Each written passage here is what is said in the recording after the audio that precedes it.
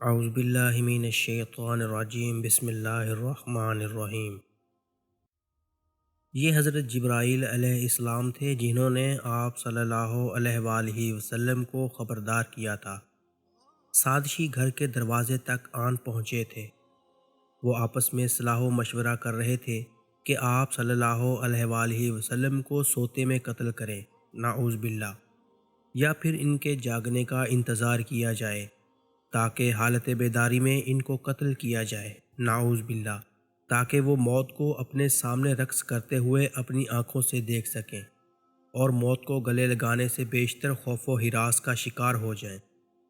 لیکن حضرت جبرائیل علیہ السلام نے حضرت محمد صلی اللہ علیہ وآلہ وسلم کو کفار کے ارادوں سے باخبر کر دیا تھا۔ حضرت جبرائیل علیہ السلام نے آپ صلی اللہ علیہ وآلہ وسلم سے یہ درخواست بھی کی تھی کہ آپ صلی اللہ علیہ وآلہ وسلم اپنے جانثار صحابی حضرت علی رضی اللہ تعالی عنہ کو اپنے بستر پر سلا دیں۔ وہ آپ صلی اللہ علیہ وآلہ وسلم کا کمبل اوڑھ کر آپ صلی اللہ علیہ وآلہ وسلم کے بستر پر پڑے سوتے رہیں تو کفار انہیں کوئی نقصان نہ پہنچا سکیں گے۔ حضرت علی رضی اللہ تعالی عنہ کو اللہ تعالیٰ کفار کے ہاتھوں شہید ہونے سے بچا لے گا، اور آپ صلی اللہ علیہ وآلہ وسلم کمرے کی پچھلی کھڑکی سے نکلتے ہوئے مکہ معظمہ کی جانب ہجرت کر جائیں۔ کفار آپ صلی اللہ علیہ وآلہ وسلم کی خوابگاہ میں داخل ہو چکے تھے، اور اس لمحے آپ صلی اللہ علیہ وآلہ وسلم کے بستر پر دراز ہستی بھی بیدار ہو چکی تھی۔ حضرت علی رضی اللہ تعالی عنہ بیدار ہونے کے بعد کفار کی جانب بڑھے۔ کفار نے سوال کیا کہ محمد صلی اللہ علیہ وآلہ وسلم کہاں ہیں؟ حضرت علی رضی اللہ تعالی عنہ نے جواب دیا کہ میں نہیں جانتا کہ آپ صلی اللہ علیہ وآلہ وسلم کہاں ہیں۔ اس کے ساتھ ہی حضرت علی رضی اللہ تعالی عنہ نے کفار کو آہستگی مگر مضبوطی کے ساتھ پیچھے کی جانب دھکیل دیا اور بذات خود گھر سے باہر تشریف لے گئے، اور چند ہی لمحوں میں کفار کی نظروں سے اوجھل ہو گئے۔ کفار مدینہ اپنی سازش کی ناکامی پر غم و غصے اور خوف و ہراس میں مبتلا ہو چکے تھے۔ انہوں نے جلد از جلد ایک بڑے انعام کا اعلان کر دیا۔ 1 گھنٹہ بعد مکہ شریف کی ہر ایک دیوار پر انعام کا اعلان حروف کے ساتھ لکھا نظر آ رہا تھا۔ 100 اونٹ سے 1 اونٹ بھی کم نہ ہوگا۔ اس مرد، عورت یا بچے کو انعام کے طور پر دیے جائیں گے جو محمد صلی اللہ علیہ وآلہ وسلم کو زندہ یا مردہ پکڑ کر لائے گا۔ اس ہستی کو گرفتار کرنے کی جد و جہد کیوں سر انجام دی گئی؟ جس ہستی نے ایک نیا دین اسلام متعارف کروایا تھا، وہ ہستی کفار کو کیا نقصان پہنچا سکتی تھی؟ کفار مدینہ جو سازشوں میں مصروف تھے، ان کے پاس ان سوالات کے جواب میں معقول وجوہات موجود تھیں۔ نیا مذہب اسلام، اس مذہب کا جادو سر چڑھ کر بول رہا تھا۔ یہ مذہب ایسے نظریات کا درس دیتا تھا جو جلد ہی انسانی تصورات پر چھا جاتے تھے، اور یہی نظریات کفار کو نقصان دہ دکھائی دیتے تھے کیونکہ یہ انسانی عمل درآمد، چال ڈھال اور اخلاق کی تربیت سر انجام دیتے تھے، اور انسان کو صحیح معنوں میں انسانیت کے عظیم مرتبے پر فائز کرتے تھے۔ لیکن سب سے بڑھ کر یہ کہ کفار کو ان نئے مذہب کو متعارف کروانے والی ہستی پر اعتراض تھا۔ یہ نوجوان ہستی روزانہ ہی کئی ایک لوگوں کو حلقہ اسلام میں داخل کر رہی تھی۔ آپ صلی اللہ علیہ وآلہ وسلم 6 برس کی عمر میں یتیم ہو گئے تھے۔ نوجوان ہونے پر آپ صلی اللہ علیہ وآلہ وسلم حضرت ختیجہ رضی اللہ تعالی عنہ کا سامان تجارت مکہ شریف سے دیگر مقامات تک لے جانے لگے۔ حضرت ختیجہ رضی اللہ تعالی عنہ کو وراثت میں ایک وسیع کاروبار ملا تھا جو آج کل کی درآمدی برآمدی کاروبار کی طرز کا حامل تھا۔ وہ بڑی باقاعدگی کے ساتھ بڑے بڑے قافلے تجارتی سامان کے ہمراہ مدینہ شریف سے عرب کے دور دراز علاقوں اور شام وغیرہ روانہ کرتی تھی۔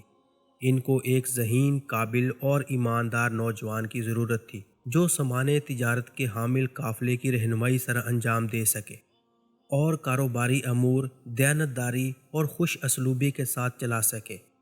حضرت محمد صلی اللہ علیہ وآلہ وسلم اور حضرت ختیجہ رضی اللہ تعالی عنہ کی ایک دوسرے کے لیے قدر و منزلت اور عزت اس حد تک بڑھی کہ دونوں برگزیدہ ہستیاں رشتہ ازدواج میں منسلک ہو گئیں۔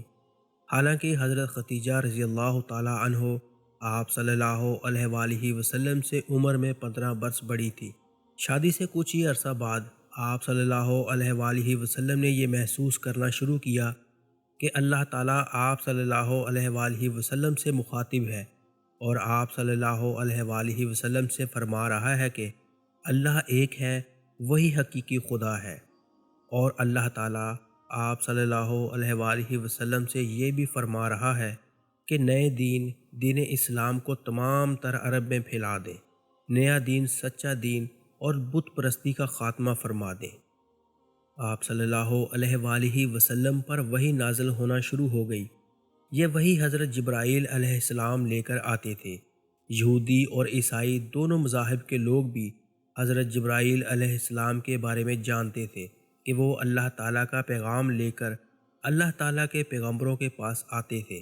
آپ صلی اللہ علیہ وآلہ وسلم پر جب وحی نازل ہوتی تھی تب آپ صلی اللہ علیہ وآلہ وسلم پر نیم بے ہوشی جیسی کیفیت طاری ہو جاتی تھی، اور ماں بعد آپ صلی اللہ علیہ وآلہ وسلم کی حالت سنبھل جاتی تھی، اور آپ صلی اللہ علیہ وآلہ وسلم وہ سب کچھ فرما دیتے تھے جو وحی کے ذریعے آپ صلی اللہ علیہ وآلہ وسلم تک پہنچا ہوتا تھا۔ خواتین میں حضرت ختیجہ رضی اللہ تعالیٰ عنہ آپ صلی اللہ علیہ وآلہ وسلم پر سب سے پہلے ایمان لائی تھی۔ اسلام کی اشاعت کا آغاز آپ صلی اللہ علیہ وآلہ وسلم کے گھرانے سے ہی ہوا تھا۔ اس وقت تک آپ صلی اللہ علیہ وآلہ وسلم نے کھلم کھلا اسلام کی تبلیغ کا آغاز نہیں فرمایا تھا۔ اسلام اپنے پیروکاروں پر عیش و عشرت اور حرام کاری کے دروازے بند کر دیتا تھا۔ اسلام محض غریبوں پر ہی شراب نوشی پر پابندی عائد نہیں کرتا تھا کہ وہ اپنی غربت کے باعث شراب خریدنے کی استطاعت نہ رکھتے تھے، بلکہ امیروں پر بھی شراب نوشی پر پابندی عائد کرتا تھا، اور مکہ شریف کے امیروں کو یہ بات قابل قبول نہ تھی۔ مکہ شریف تاجروں اور امراء کا شہر تھا، لہٰذا کفار مکہ آپ صلی اللہ علیہ وآلہ وسلم کے خلاف ہو گئے اور آپ صلی اللہ علیہ وآلہ وسلم کی جان لینے کی کوشش میں مصروف ہو گئے۔ آپ صلی اللہ علیہ وآلہ وسلم اسلام کی تبلیغ میں مصروف رہے۔ آپ صلی اللہ علیہ وآلہ وسلم کو اللہ تعالیٰ کی طرف سے جو پیغام بھی موصول ہوتا، آپ صلی اللہ علیہ وآلہ وسلم اسے حرف بہ حرف لوگوں تک پہنچا دیتے۔ آپ صلی اللہ علیہ وآلہ وسلم فرماتے تھے کہ اللہ ایک ہے جس نے اپنے بندوں کے لیے زندگی گزارنے کی راہیں متعین کر دی ہیں۔ اللہ تعالیٰ نے اپنے بندوں کی ہدایت کے لیے کئی ایک پیغمبر اور رسول بھیجے ہیں، اور حضرت عیسیٰ علیہ السلام بھی اللہ کے رسول تھے، اور یہ کہ محمد صلی اللہ علیہ وآلہ وسلم بھی اللہ کے آخری رسول ہیں۔ آپ صلی اللہ علیہ وآلہ وسلم کی زندگی کو لاحق خطرہ دن بدن بڑھتا چلا جا رہا تھا، لیکن آپ صلی اللہ علیہ وآلہ وسلم مکہ شریف کو چھوڑنے پر آمادہ نہ تھے۔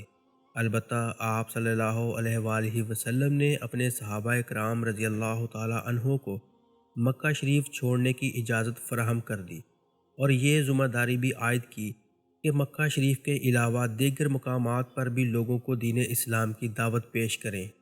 لہٰذا کچھ صحابہ کرام رضی اللہ تعالیٰ عنہ 275 میل کا سفر طے کرتے ہوئے مکہ سے مدینہ پہنچے، حتیٰ کہ وہ وقت بھی آن پہنچا کہ کفار مکہ نے آپ صلی اللہ علیہ وآلہ وسلم کے گھر کا محاصرہ کر لیا۔ وہ آپ صلی اللہ علیہ وآلہ وسلم کو قتل کرنا چاہتے تھے۔ تب آپ صلی اللہ علیہ وآلہ وسلم نے یہ محسوس کیا کہ انہیں اب مکہ شریف سے ہجرت فرما لینی چاہیے اور مدینہ شریف میں اللہ تعالیٰ کے دین کی تبلیغ جاری رکھنی چاہیے۔ یہ سب کچھ کہنا آسان تھا، لیکن اس پر عملی طور پر عمل درآمد کرنا انتہائی مشکل تھا۔ کفار مکہ آپ صلی اللہ علیہ وآلہ وسلم کو کسی طور پر یہ اجازت فراہم کرنے پر آمادہ نہ تھے کہ آپ صلی اللہ علیہ وآلہ وسلم مکہ شریف سے ہجرت کرتے ہوئے مدینہ شریف جا پہنچیں اور دین اسلام کو تقویت پہنچائیں، اور قوت و طاقت حاصل کرتے ہوئے مکہ شریف واپس پہنچ کر ان پر غلبہ حاصل کر لیں۔ آپ صلی اللہ علیہ وآلہ وسلم بھی اس امر سے بخوبی واقف تھے، اور حضرت علی رضی اللہ تعالیٰ عنہ آپ صلی اللہ علیہ وآلہ وسلم کے بستر پر کفار مکہ کو ان کے بد ارادوں سمیت روکے ہوئے تھے۔ اسی دوران آپ صلی اللہ علیہ وآلہ وسلم کسی ایسی مخفی جگہ کی تلاش میں تھے جہاں سے وہ مدینہ شریف کے سفر کا آغاز کر سکیں۔ انہوں نے اپنے ایک اور جانثار صحابی حضرت ابو بکر صدیق رضی اللہ تعالیٰ عنہ کے گھر کا انتخاب کیا اور یہاں پر انہوں نے سفر کی تیاری کا اہتمام کیا۔ پہلے انہوں نے ایک غار میں قیام فرمایا جسے غار سور کہتے ہیں۔ یہ غار مکہ شریف سے پیدل 1 گھنٹے کی مسافت پر واقع تھی اور اس وقت تک غار میں قیام پذیر رہے حتیٰ کہ وہ بحفاظت مدینہ شریف کے سفر کا آغاز کر سکیں۔ انہوں نے ستاروں بھری رات میں مکہ شریف کو خیر آباد کہا۔ وہ غار تک پہنچے اور بڑی دقت سے اپنے آپ کو اس غار میں چھپایا۔ انہوں نے غار کے اندر کفار مکہ کی آوازیں سنی جو غار تک پہنچ چکے تھے۔ حضرت ابو بکر صدیق رضی اللہ تعالیٰ عنہ نے کانپنا شروع کر دیا۔ حضرت محمد صلی اللہ علیہ وآلہ وسلم نے سرگوشی کے انداز میں فرمایا کہ حوصلہ رکھو، حوصلہ رکھو۔ حضرت ابو بکر صدیق رضی اللہ تعالیٰ عنہ نے عرض کیا کہ آپ صلی اللہ علیہ وآلہ وسلم کفار مکہ کی آوازیں سنیں، وہ تعداد میں بہت زیادہ ہیں اور ہم محض 2 ہیں۔ حضرت محمد صلی اللہ علیہ وآلہ وسلم نے فرمایا کہ نہیں، ہم 2 نہیں ہیں بلکہ 3 ہیں، کیونکہ ہمارا خدا بھی ہمارے ساتھ ہے۔ اس دوران اللہ تعالیٰ کے حکم سے ایک مکڑی نے غار کے منہ پر اپنا جالا بن دیا۔ کفار مکہ غار کے منہ تک پہنچ چکے تھے۔ ایک شخص نے بآواز بلند کہا کہ میرا خیال ہے کہ وہ اس غار میں چھپے ہوئے ہیں۔ دوسری آواز سنائی دی کہ دیکھو، غار کے اندر دیکھو، وہ یہیں موجود ہیں۔ اس کے بعد ملی جلی آوازیں بلند ہوئیں کہ دیکھو، غار کے منہ پر مکڑی نے جالا بن رکھا ہے۔ اگر وہ غار میں داخل ہوتے تو لازماً جالا ٹوٹ جاتا، لیکن یہ جالا صحیح سالم موجود ہے، لہٰذا وہ کیسے اس غار کے اندر موجود ہو سکتے ہیں؟ لہٰذا کفار مکہ واپس لوٹ گئے اور ان کے قدموں کی چاپ سنائی دینے لگی، وہ جو واپسی کے لیے اٹھا رہے تھے۔ اگلے روز ابو بکر صدیق رضی اللہ تعالیٰ عنہ کے بچے غار کے مکینوں کے لیے کھانا لے کر آن پہنچے۔ اس سے اگلے روز اور اس سے بھی اگلے روز وہ برابر کھانا پہنچاتے رہے۔ وہ روزانہ مختلف راستوں سے غار تک پہنچتے تاکہ کفار مکہ کو اس سفر کی کوئی خبر نہ ہو سکے۔ تیسری شب حضرت ابو بکر صدیق رضی اللہ تعالیٰ عنہ کا خادم 2 اونٹوں کے ہمراہ آن پہنچا اور آپ صلی اللہ علیہ وآلہ وسلم اور حضرت ابو بکر صدیق رضی اللہ تعالیٰ عنہ اونٹوں پر سوار ہو کر مدینہ شریف کی جانب چل پڑے۔ انہوں نے مدینہ شریف کی جانب جانے والے عام راستے سے ہٹ کر سفر کا آغاز کیا۔ انہوں نے جس راستے کا انتخاب کیا، اس راستے پر بہت کم لوگ سفر طے کرتے تھے، لیکن 1 گھنٹے کے بعد انہوں نے اپنے پیچھے گھوڑوں کے ٹاپوں کی آواز سنی۔ حضرت ابو بکر صدیق رضی اللہ تعالیٰ عنہ نے گھبراتے ہوئے کہا کہ یہ کیا ہے؟ آپ صلی اللہ علیہ وآلہ وسلم نے فرمایا کہ یہ گھڑ سوار ہے، لیکن گھبرانے کی کوئی ضرورت نہیں ہے۔ حضرت ابو بکر صدیق رضی اللہ تعالیٰ عنہ عرض کیا کہ یا محمد صلی اللہ علیہ وآلہ وسلم، ہم پکڑے جائیں گے، ہمارا مقدر ہار چکا ہے، ہمیں کیا کرنا چاہیے؟ آپ صلی اللہ علیہ وآلہ وسلم نے فرمایا کہ پریشان مت ہو، میں تمہیں دوبارہ فرما رہا ہوں کہ اللہ تعالیٰ ہمارے ساتھ ہے۔ اس دوران گھڑ سوار ان تک پہنچ چکا تھا۔ اس گھڑ سوار کا نام سراقہ تھا۔ جو ہی گھڑ سوار ان کے نزدیک پہنچا، آپ صلی اللہ علیہ وآلہ وسلم نے فرمایا کہ خدا ہمارے ساتھ ہے۔ اس کے ساتھ ہی سراقہ کے گھوڑے میں زبردست جنبش ہوئی اور اس نے اپنے سوار کو دور پھینک دیا۔ گھوڑے کے اس عمل سے سراقہ معاملے کی سنگینی کو سمجھ چکا تھا۔ وہ جان چکا تھا کہ وہ جو کچھ کرنے جا رہا تھا یہ اس کے اس بد ارادے کی سزا کی ابتدا تھی اور خدا کی جانب سے اظہار ناراضگی تھا، لہٰذا وہ حضرت محمد صلی اللہ علیہ وآلہ وسلم سے معافی کا طلبگار ہوا۔ آپ صلی اللہ علیہ وآلہ وسلم نے سراقہ کو معاف فرما دیا اور وہ اپنے ساتھیوں کے ہمراہ واپس لوٹ گیا۔ باقی ماندہ سفر کے دوران کوئی ناخوشگوار واقعہ پیش نہ آیا۔ چند دنوں کے بعد وہ مدینہ شریف سے 2 میل کے فاصلے تک پہنچ چکے تھے۔ یہاں پہنچنے کے بعد آپ صلی اللہ علیہ وآلہ وسلم کے اونٹ نے آگے جانے سے معذوری ظاہر کر دی اور اپنے گھٹنوں کے بل بیٹھ گیا۔ آپ صلی اللہ علیہ وآلہ وسلم اس اشارے کو سمجھ گئے اور آپ صلی اللہ علیہ وآلہ وسلم نے 4 روز تک اسی مقام پر قیام فرمایا۔ لوگوں نے جب ان کی آمد کی خبر سنی تو وہ ان کو خوش آمدید کہنے کے لیے گھروں سے چل نکلے۔ چوتھے روز آپ صلی اللہ علیہ وآلہ وسلم قباء کے مقام تک پہنچ چکے تھے۔